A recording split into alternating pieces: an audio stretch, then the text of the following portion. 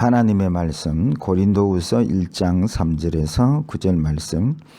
찬송하리로다. 그는 우리 주 예수 그리스도의 하나님이시요 자비의 아버지시요 모든 위로의 하나님이시며 우리의 모든 환난 중에서 우리를 위로하사 우리로 하여금 하나님께 받는 위로로서 모든 환난 중에 있는 자들을 능히 위로하게 하시는 이시로다.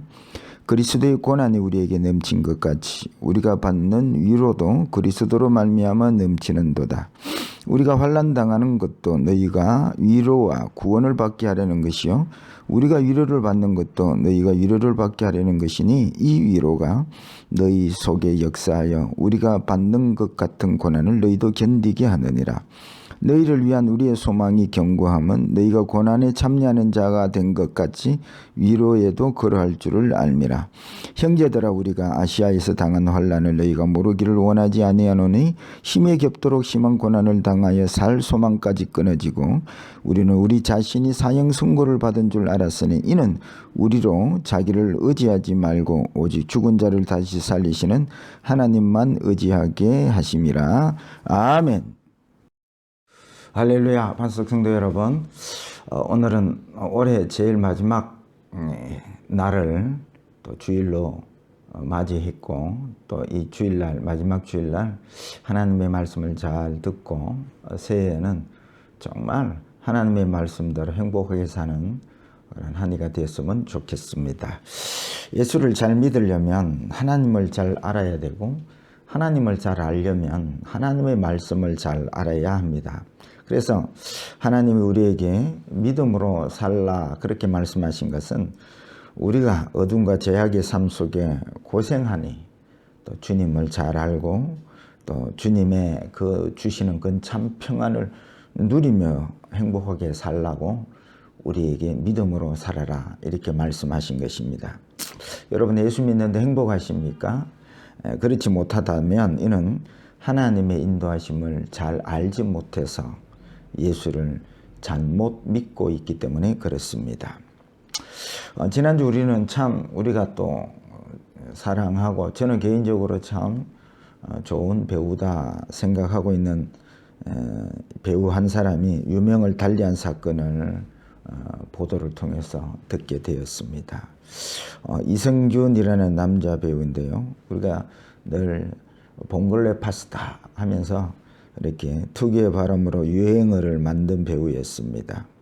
마약 혐의자로 조사를 받는 가운데 여러 관계자들의 그 협박과 또 사기 또 이로 인해서 광고 계약이 취소되어서 수십억의 위약금을 물어야 하고 또 그 배우의 그 자기 이름의 명예에 먹칠을 하게 되고 이렇게 또 마약을 하지 않았는데 그 억울함 때문에 여러 가지가 복합적으로 작용을 해서 극단적인 선택을 하게 된 것 같습니다. 제가 그래서 이성균 씨의 그 프로필을 좀 체크를 해보니 기독교인이더라고요. 목사로서 더 가슴이 아팠습니다. 그러면서 가슴 한편에는 참 이성균 씨가 믿음 생활을 제대로 했으면 하는 그런 생각을 하게 되었습니다. 여러분, 우리가 이성균 씨와 같이 이런 환경에 처한다면 어떻게 될까요? 오늘 이런 질문을 해보면서 오늘 말씀을 살펴보고자 합니다. 서두에 꺼낸 믿음으로 산다는 것은 하나님의 인도하심을 잘 알아야 되는데 그래야 제대로 된 믿음 생활을 할 수 있기 때문에 그렇습니다. 그래서 오늘 제목을 잡았는데 하나님을 힘써 여호와를 알자라는 제목으로 은혜를 나누려고 합니다. 그러면 하나님은 우리가 하나님을 어떻게 알고 어떻게 믿음으로 살기를 원하실까요?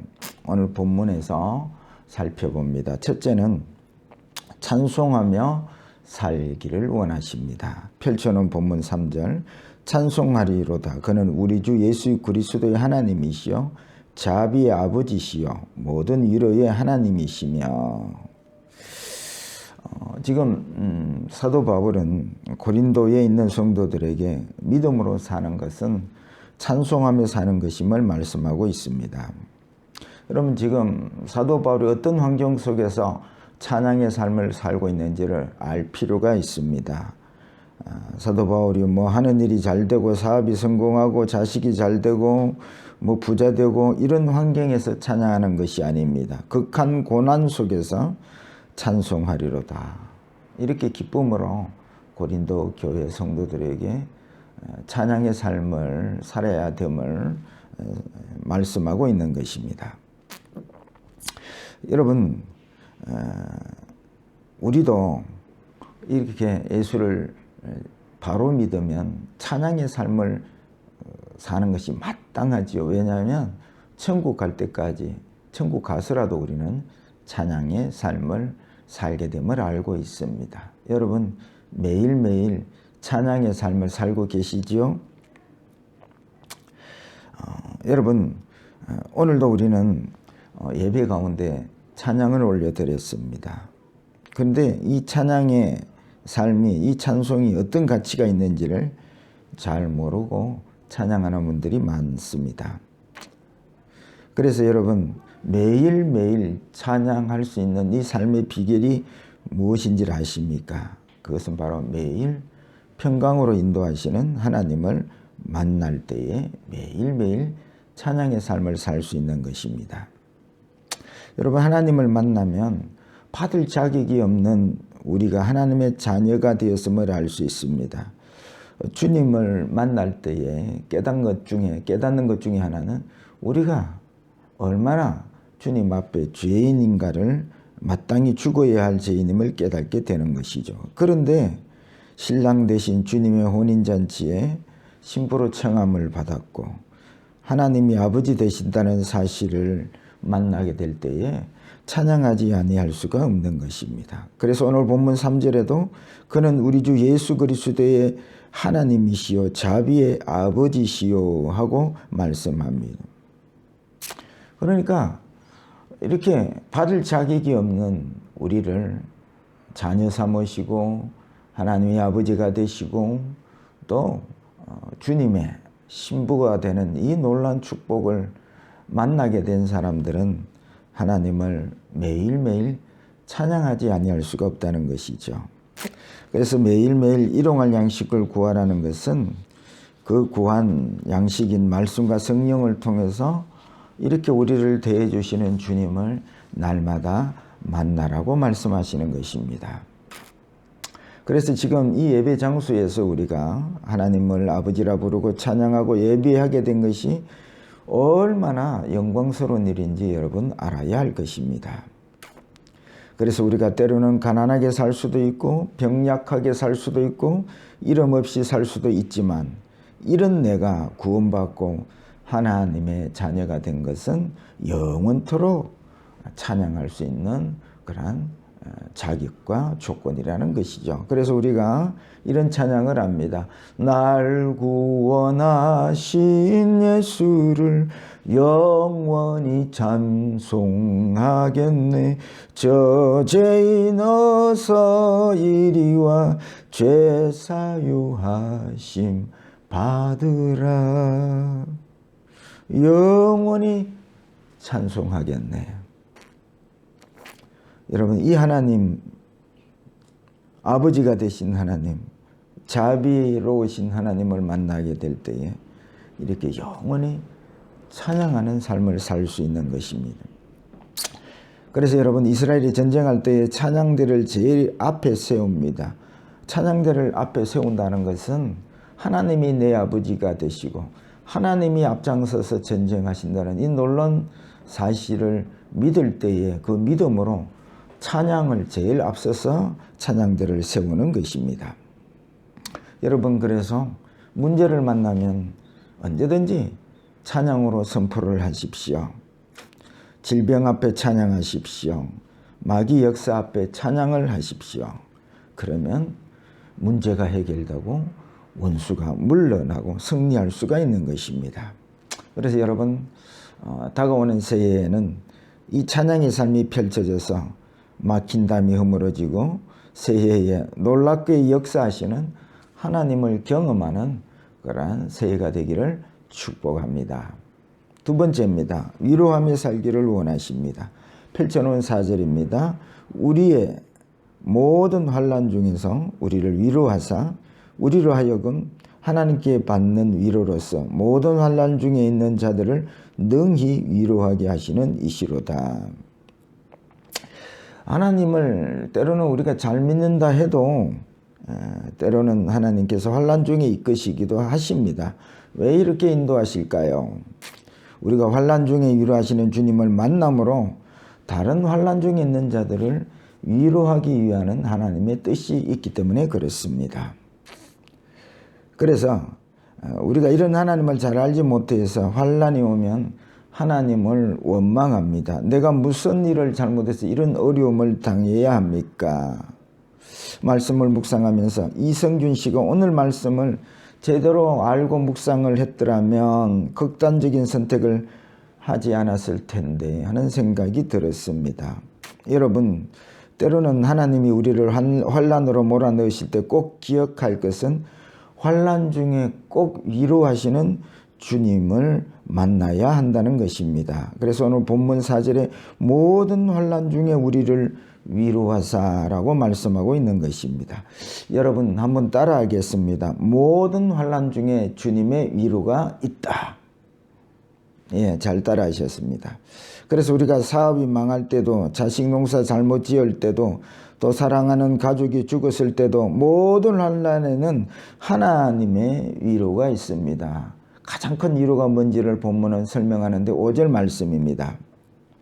그리스도의 고난이 우리에게 넘친 것 같이 우리가 받는 위로도 그리스도로 말미암아 넘치는도다. 위로가 넘치다고 말씀하고 있습니다. 모든 부분에 순결하신 죄 없으신 주님의 십자가의 죽으심을 볼 때에 주님만 못한 우리는 억울한 것은 억울함도 아니라는 말씀이 있지요. 그래서 신자에게 가장 큰 위로는 십자가의 위로인 것입니다. 여러분들 억울하다, 부당하다 그런 문제들을 만날 때마다 십자가를 바라보시고 십자가를 바라볼 때에 넘치는 위로를 받게 되는 것이죠. 주님이 사신 삶은 부자되고 1등하고 높은 자리에 앉고 남이 알아주는 이런 길을 가지 않았습니다. 하늘 영광 버리시고 낮고 천한 말구에 오셨고 가장 수치스러운 십자가에 매달리셨습니다. 그런데 우리는 주님을 따른다 하면서도 사탄 마귀가 선악과를 따먹으면 하나님같이 높아지리라는 이 마귀의 괴계에 늘 속아서 늘 높아지려고만 합니다. 주님이 돈 가지고 복음을 전하지도 않았고 주님이 높은 벼슬 자리에 앉아서 복음을 전하지 않았습니다. 두버릇도 없이 전대도 없이 복음을 전하셨습니다. 그런데 우리는 부자 되면 잘 믿을 텐데요. 성공하게 해주시면 잘 믿을 텐데요. 또 이렇게 안 해주셨다고 기도 생활을 등한히 하고 말씀을 대충 듣고 하는 것입니다. 이런 위로하시는 하나님을 알지 못해서 그런 것이지요. 가난할 때 주님을 만나서 가난한 자에게 위로하는 자가 되라고, 사랑하는 가족을 잃은 사람은 주님의 사랑으로 위로받고 상처 입은 영혼을 위로하라고. 그런데 이렇게 인도하시는 하나님을 알지 못하니 하나님을 원망하는 자가 되어 버리는 것입니다. 앞으로 우리에게 오는 모든 환난을 통해서 반드시 주님의 위로를 받고 환난당한 이웃을 위로하는 그런 신앙들이 되시기를 주의 이름으로 축복합니다. 세 번째입니다. 하나님만 의뢰하며 살기를 원하십니다.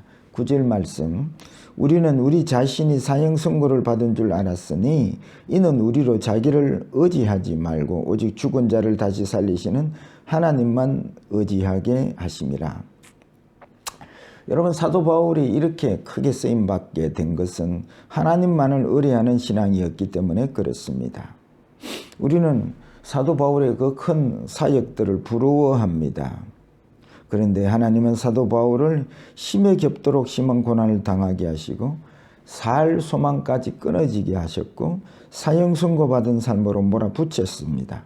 그리고 하나님만을 의뢰하는 사도 바울이 되기를 원하셨습니다. 여러분, 하나님께서 쓰신 인물들을 보십시오. 모세가 한참 젊은 40세 왕자의 권력의 자리에서 내려오게 하시고 40년 젊음에 의지 못하게 80세에 하나님이 부르셨습니다. 요셉을 보십시오. 형들의 시기를 받고 종으로 팔려가고 심지어 감옥에까지 내려갔습니다. 오늘 바울도 모든 살 소망이 없는 자리까지 하나님이 내려앉히셨습니다. 오직 하나님만 의뢰하도록 하기 위해서인 것이지요. 우리는 이런 환경에 처하면 하나님의 인도하심을 알지 못하고 하나님을 원망하고 하나님을 소망하지 않습니다.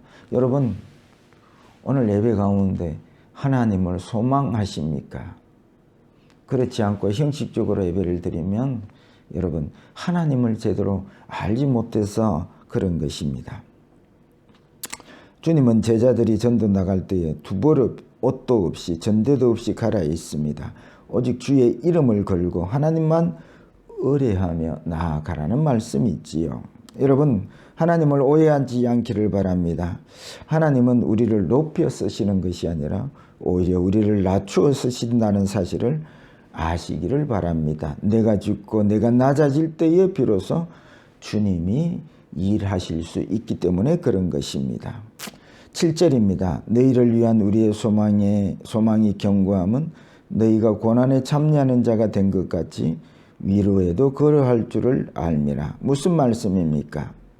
돈도 높은 자리도 명예도 인기도 다 세상 소망이요 죽은 소망이라는 말씀이지요. 그런데 하나님은 이런 세상 소망을 다 내려놓게 하시고 산 소망이신 주님만을 의지하기를 원하시는 것입니다. 그래서 이 하나님의 인도하심을 할 때에 우리는 부자로 살다가 가난하게 됨을 오히려 감사할 수 있고 사업이 잘 나다가 사업이 망할 때도 감사할 수 있습니다. 이렇게 감사할 수 있는 것은 오직 하나님만을 의뢰하는 믿음이 되기를 원하시는 하나님의 인도를 알기 때문에 그런 것이죠.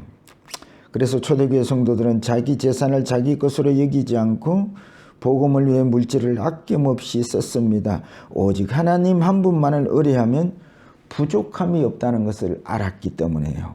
이 영적 세계가 열리도록 늘 기도하는 우리 성도들이 되었으면 참으로 좋겠습니다. 말씀을 맺고자 합니다.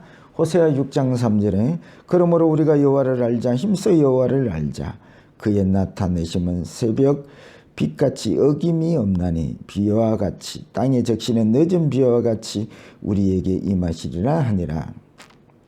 하나님을 내년에는 잘 알아서 어떤 환난 속에서도 찬양하며 믿음으로 두려움 없이 승리하고 늘 평강을 누리는 행복한 한 해가 되시기를 주의 이름으로 축복합니다.